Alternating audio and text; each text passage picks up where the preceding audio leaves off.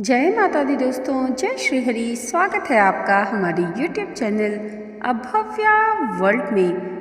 दोस्तों, आज की इस वीडियो में हम आपके लिए श्री दुर्गा कवच, अर्गला स्तोत्र और कीलक स्तोत्र का पाठ लेकर आए हैं। दुर्गा कवच का पाठ करने से देवी भगवती अपने भक्तों पर प्रसन्न होकर उन्हें रक्षा प्रदान करती हैं।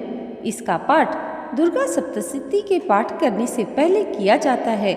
इन तीनों स्तोत्र का पाठ करना अत्यंत शुभ माना जाता है। तो आइए माता भगवती का ध्यान करते हुए सुनते हैं दुर्गा कवच का पाठ। प्रेम से बोलिए दुर्गा माता की जय। मार्कंडेय जी ने कहा, पितामह, जो इस संसार में परम गोपनीय तथा सभी मनुष्यों की सब प्रकार से रक्षा करने वाला है और जो अब तक आपने दूसरे किसी के सामने प्रकट न किया हो, ऐसा कोई साधन मुझे बताइए। ब्रह्मा जी बोले, ब्राह्मण, ऐसा साधन तो एक देवी का कवच ही है, जो गोपनीय से भी परम गोपनीय, पवित्र तथा संपूर्ण प्राणियों का उद्धार करने वाला है। महामुने, उसे श्रवण करो। देवी की 9 मूर्तियां हैं, जिन्हें 9 दुर्गा कहते हैं। उनके पृथक पृथक नाम बतलाए जाते हैं। प्रथम नाम शैलपुत्री है, दूसरी मूर्ति का नाम ब्रह्मचारिणी है, तीसरा स्वरूप चंद्र घंटा के नाम से प्रसिद्ध है, चौथी मूर्ति को कुष्मांडा कहते हैं, पांचवी दुर्गा का नाम स्कंद माता है, देवी के छठे रूप को कात्यायनी कहते हैं, सातवां कालरात्रि और आठवां स्वरूप महागौरी के नाम से प्रसिद्ध है, नवी दुर्गा का नाम सिद्धिदात्री है। ये सब नाम सर्वज्ञ महात्मा वेद भगवान के द्वारा ही प्रतिपादित हुए हैं। जो मनुष्य अग्नि में जल रहा हो, रणभूमि में शत्रुओं से घिर गया हो, विषम संकट में फंस गया हो तथा इस प्रकार भय से आतुर होकर जो भगवती की शरण में प्राप्त हो, उनका कभी अमंगल नहीं होता। युद्ध के समय में संकट में पड़ने पर भी उनके ऊपर कोई विपत्ति नहीं दिखाई देती। उन्हें शोक, दुख और भय की प्राप्ति नहीं होती। जिन्होंने भक्ति पूर्वक देवी का स्मरण किया है, उनका निश्चय ही अभ्युदय होता है। देवेश्वरी, जो तुम्हारा चिंतन करते हैं, उनकी तुम निसंदेह रक्षा करती हो। चामुंडा देवी प्रेत पर आरूढ़ होती हैं, वाराही भैंसे पर सवारी करती हैं, इंद्री का वाहन ऐरावत हाथी है, वैष्णवी देवी गरुड़ पर ही आसन जमाती हैं, माहेश्वरी वृषभ पर आरूढ़ होती हैं, कौमारी का मयूर है, भगवान विष्णु की प्रियतमा लक्ष्मी देवी कमल के आसन पर विराजमान हैं और हाथों में कमल धारण किए हुए हैं। वृषभ पर आरूढ़ ईश्वरी देवी ने श्वेत रूप धारण कर रखा है।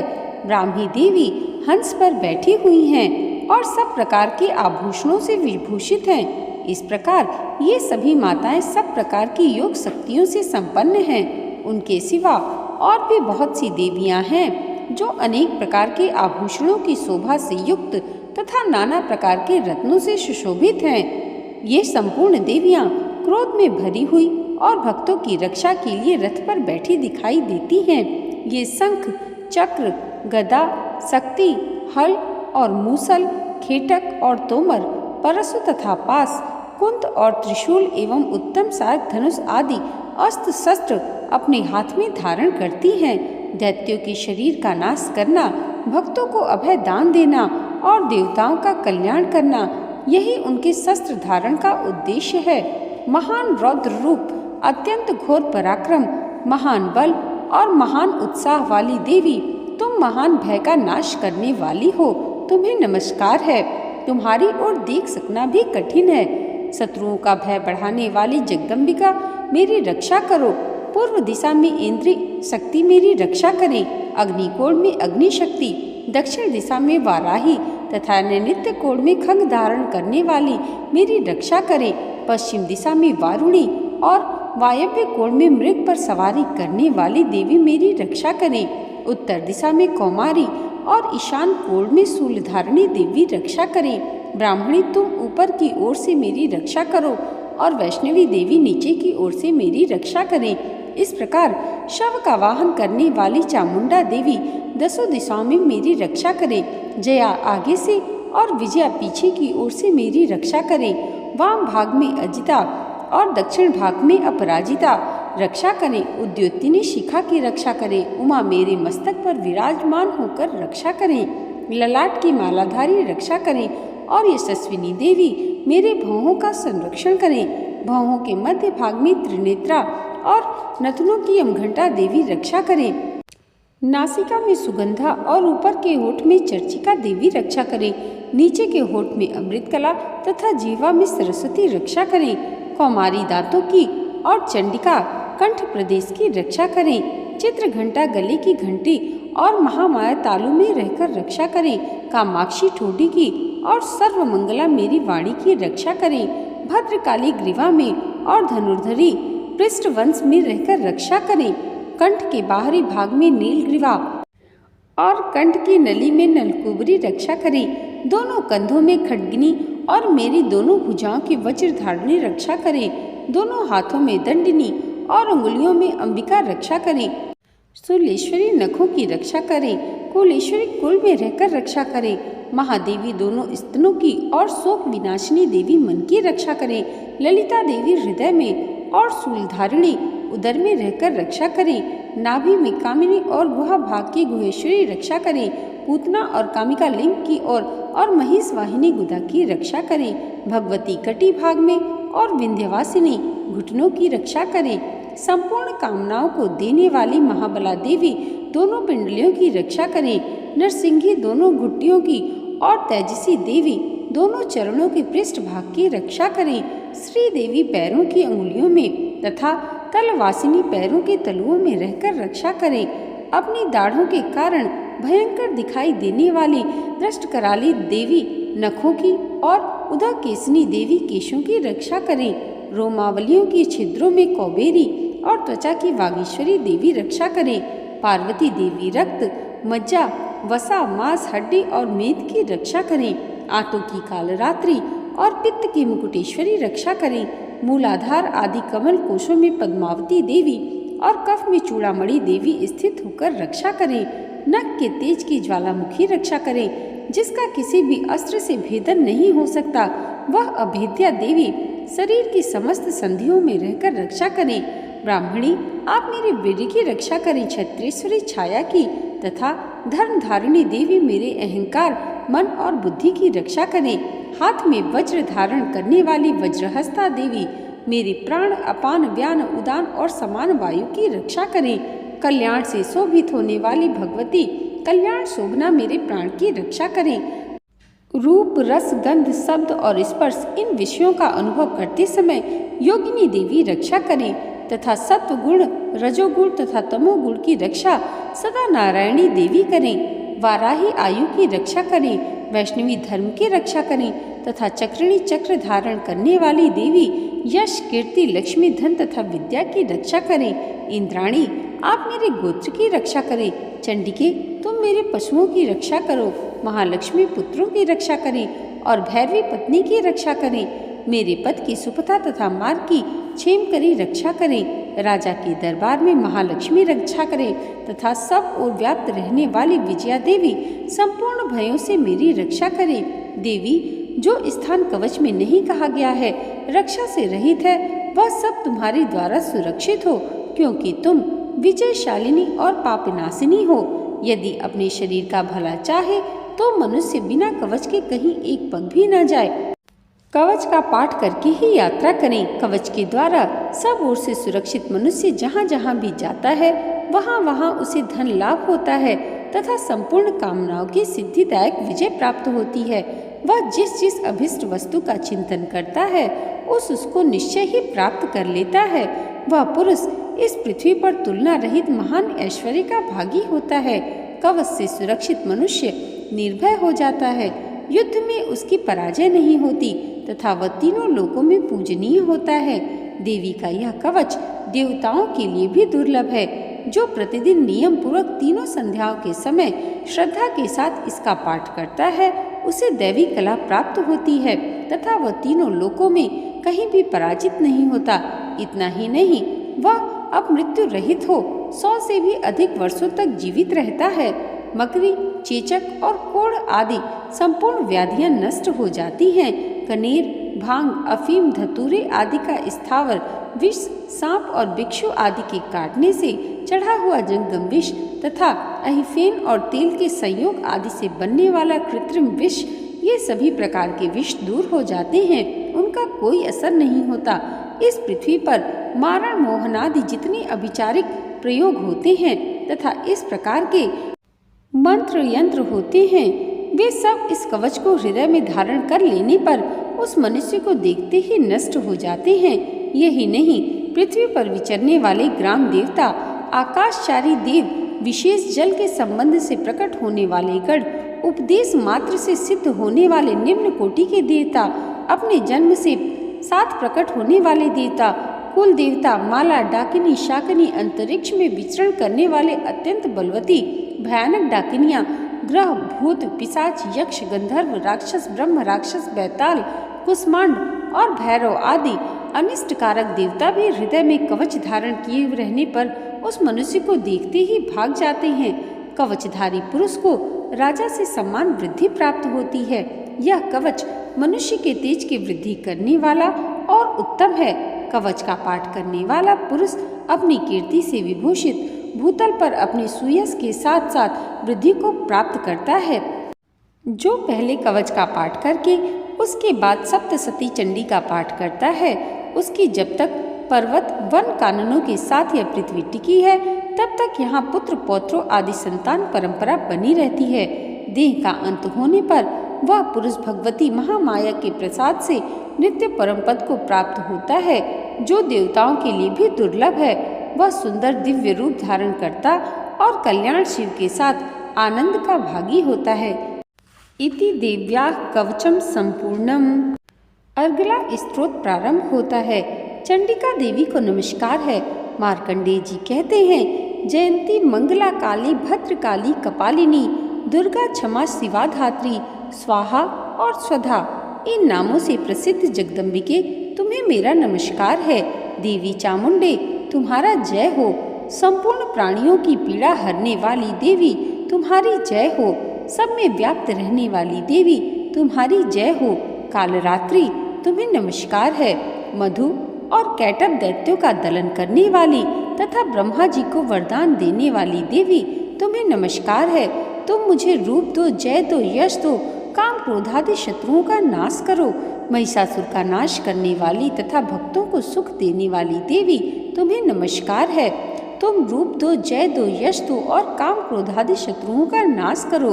रक्त बीज का वध और चंड मुंड का विनाश करने वाली देवी, तुम ही मुझे रूप दो, जय दो, यश दो, काम क्रोधादि शत्रुओं का नाश करो।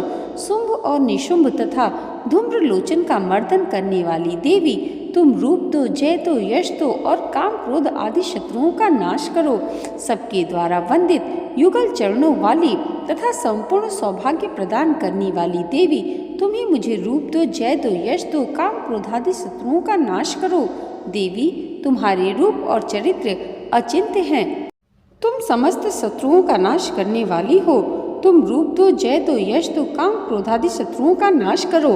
पापों को दूर करने वाली चंडिके, जो भक्ति पूर्वक तुम्हारे चरणों में सर्वदा मस्तक झुकाते हैं, उन्हें रूप दो, जय दो, यश दो, काम क्रोधादि शत्रुओं का नाश करो। रोगों का नाश करने वाली चंडिके, जो भक्ति पूर्वक तुम्हारी स्तुति करते हैं, उन्हें रूप दो, जय दो, यश दो, काम क्रोधादि शत्रुओं का नाश करो। चंडिके, इस संसार में जो भक्ति पूर्वक तुम्हारी पूजा करते हैं, उन्हें रूप दो, जय दो, यश दो, काम क्रोधादि शत्रुओं का नाश करो। मुझे सौभाग्य और आरोग्य दो, परम सुख दो। रूप दो, जय दो, यश दो, काम क्रोधादि शत्रुओं का नाश करो। जो मुझसे द्वेष करते हैं, उनका नाश और मेरे बल की वृद्धि करो। रूप दो, जय दो, यश दो, काम क्रोधादि शत्रुओं का नाश करो। देवी, मेरा कल्याण करो, मुझे उत्तम संपत्ति प्रदान करो। रूप दो, जय दो, यश दो, काम क्रोधादि शत्रुओं का नाश करो। अंबिके, देवता और असुर दोनों ही अपने माथे के मुकुट की मणियों को तुम्हारे चरणों में घिसते हैं। तुम्हें मुझे रूप दो, जय दो, यश दो, काम क्रोधादि शत्रुओं का नाश करो। तुम अपने भक्त जन को विद्वान, यशस्वी और लक्ष्मीवान बनाओ तथा रूप दो, जय दो, यश दो, काम क्रोधादि शत्रुओं का नाश करो। प्रचंड दैत्यों के दर्प का दलन करने वाली चंडिके, मुझे शरणागत को रूप दो, जय दो, यश दो, काम क्रोधादि शत्रुओं का नाश करो। चतुर्भुज ब्रह्मा जी के द्वारा प्रशंसित चार भुजाधारिणी परमेश्वरी, तुम रूप दो, जय दो, यश दो, काम क्रोधादि शत्रुओं का नाश करो। देवी अंबिके, भगवान विष्णु नित्य निरंतर भक्ति पूर्वक तुम्हारी स्तुति करते रहते हैं। तुम ही मुझे रूप दो, जय दो, यश दो, काम क्रोधादि शत्रुओं का नाश करो। हिमालय कन्या पार्वती के पति महादेव जी के द्वारा होने वाली परमेश्वरी, तुम रूप दो, जय दो, यश दो, काम क्रोधादि शत्रुओं का नाश करो। सचीपति इंद्र के द्वारा सात्वना से पूजित होने वाली परमेश्वरी, तुम ही मुझे रूप दो, जय दो, यश दो, काम क्रोधादि शत्रुओं का नाश करो। प्रचंड भुजदंड वाले दैत्यों का घमंड चूर करने वाली देवी, तुम ही मुझे रूप दो, जय दो, यश दो, काम क्रोधादि शत्रुओं का नाश करो। देवी अंबिके, तुम अपने भक्त जनों को सदा असीम आनंद प्रदान करती हो। मुझे रूप दो, जय दो, यश दो, काम क्रोधादि शत्रुओं का नाश करो। मन की इच्छा के अनुसार चलने वाली मनोहर पत्नी प्रदान करो, जो दुर्गम संसार से तारने वाली तथा उत्तम कुल में जन्मी हो। जो मनुष्य इस स्तोत्र का पाठ करके सप्तसती रूपी महास्त्रोत का पाठ करता है, वह सप्तसती की जप संख्या से मिलने वाले श्रेष्ठ फल को प्राप्त होता है। साथ ही वह प्रचुर संपत्ति भी प्राप्त कर लेता है। इति देवी अर्गला स्तोत्रम संपूर्णम। कीलक स्तोत्र प्रारंभ होता है। चंडिका देवी को नमस्कार है। मार्कंडे जी कहते हैं, विशुद्ध ज्ञान ही जिनका शरीर है, तीन वेद ही जिनके नेत्र हैं, जो कल्याण प्राप्ति के हेतु हैं तथा अपने मस्तक पर अर्धचंद्र धारण करते हैं, उन भगवान शिव को नमस्कार है। मंत्रों का जो अभिकीलक है, अर्थात मंत्रों की सिद्धि में विघ्न उपस्थित करने वाले शाप रूपी कीलक का निवारण करने वाला है, उस सप्तसती स्तोत्र को संपूर्ण रूप से जानना चाहिए। उसके भी उच्चाटन आदि कर्म सिद्ध होते हैं, उसे भी समस्त दुर्लभ वस्तुओं की प्राप्ति होती है। तथापि जो अन्य मंत्रों का जप न करके केवल इस सप्तसती नामक स्तोत्र से ही देवी की स्तुति करते हैं, उन्हें स्तुति मात्र से ही सच्चिदानंद स्वरूपिणी देवी सिद्ध हो जाती हैं। उन्हें अपने कार्य की सिद्धि के लिए मंत्र, औषधि तथा अन्य किसी साधन के उपयोग की आवश्यकता नहीं रहती। बिना जप के उनके उच्चाटन आदि समस्त अविचारिक कर्म सिद्ध हो जाते हैं। इतना ही नहीं, उनकी संपूर्ण अभिष्ट वस्तुएं भी सिद्ध होती हैं। लोगों के मन में यह शंका थी कि जब केवल सप्तसती की उपासना से भी समान रूप से अथवा सप्तसती को छोड़कर अन्य मंत्रों की उपासना से भी समान रूप से सब कार्य सिद्ध होते हैं, अब इनमें श्रेष्ठ कौन सा साधन है? लोगों की इस शंका को सामने रखकर भगवान शंकर ने अपने पास आए हुए जिज्ञासुओं को समझाया कि यह सप्तसती नामक संपूर्ण स्तोत्र ही सर्वश्रेष्ठ एवं कल्याणमय है। तदंतर भगवती चंडिका के सप्तसती नामक स्तोत्र को महादेव जी ने गुप्त कर दिया।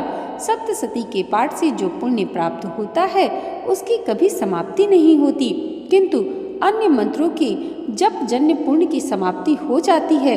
अतः भगवान शिव के अन्य मंत्रों की अपेक्षा जो सप्तसती की ही श्रेष्ठता का निर्णय किया, उसे जानना चाहिए। अन्य मंत्रों का जप करने वाला पुरुष भी यदि सप्तसती के स्तोत्र और जप का अनुष्ठान कर ले, तो वह भी पूर्ण रूप से ही कल्याण का भागी होता है। इसमें तनिक भी संदेह नहीं है। जो साधक कृष्ण पक्ष की चतुर्दशी अथवा अष्टमी को एकाग्रचित होकर भगवती की सेवा में अपना सर्वस्व समर्पित कर देता है और फिर उसे प्रसाद रूप से ग्रहण करता है, उस पर भगवती प्रसन्न होती हैं, अन्यथा उनकी प्रसन्नता नहीं प्राप्त होती। इस प्रकार सिद्धि के प्रतिबंधक रूप कीलक के महादेव जी ने इस स्तोत्र को कीलित कर रखा है। जो पूर्वोक्त रीति से निष्कीलन करके इस सप्तसती स्तोत्र का प्रतिदिन स्पष्ट उच्चारण पूर्वक पाठ करता है, वह मनुष्य सिद्ध हो जाता है, वही देवी का पार्षद होता है और वही गांधर्व भी होता है। सर्वत्र विचरते रहने पर भी इस संसार में उसे कहीं भी भय नहीं होता। वह अपमृत्यु के वश में नहीं पड़ता तथा देह त्यागने के अनंतर मोक्ष प्राप्त कर लेता है। अतः कीलन को जानकर उसका परिहार करके ही सप्तसती का पाठ आरंभ करे। जो ऐसा नहीं करता, उसका नाश हो जाता है। इसलिए कीलक और निष्कीलन का ज्ञान प्राप्त करने पर ही यह स्तोत्र निर्दोष होता है और विद्वान पुरुष इस निर्दोष स्तोत्र का ही पाठ आरंभ करते हैं। स्त्रियों में जो कुछ भी सौभाग्य आदि दृष्टिगोचर होता है, वह सब देवी के प्रसाद का ही फल है। अतः इस कल्याण में स्तोत्र का सदा जप करना चाहिए। इस स्तोत्र का मंद स्वर से पाठ करने पर स्वल्प फल की सिद्धि है, अतः उच्च स्वर से ही इसका पाठ आरंभ करना चाहिए। जिनके प्रसाद से ऐश्वर्य, सौभाग्य, आरोग्य, संपत्ति, शत्रुनाश तथा परम मोक्ष की भी सिद्धि होती है, उन कल्याणमयी जगदम्बा की स्तुति लोग क्यों नहीं करते। इति श्री देवी कीलक स्तोत्र संपूर्णम। प्रेम से बोलिए दुर्गा माता की जय। दोस्तों, आज की ये वीडियो अगर आपको अच्छी लगी हो तो कमेंट बॉक्स में जय माता दी जरूर लिखिएगा और इसे लाइक, और हमारे चैनल पर पहली बार आए हैं तो सब्सक्राइब करना मत भूलिएगा। माता रानी की कृपा आप सबके जीवन पर सदैव ऐसे ही बनी रहे, इसी मंगल कामना के साथ मिलते हैं अगली वीडियो में। तब तक के लिए जय माता दी, जय श्री हरि।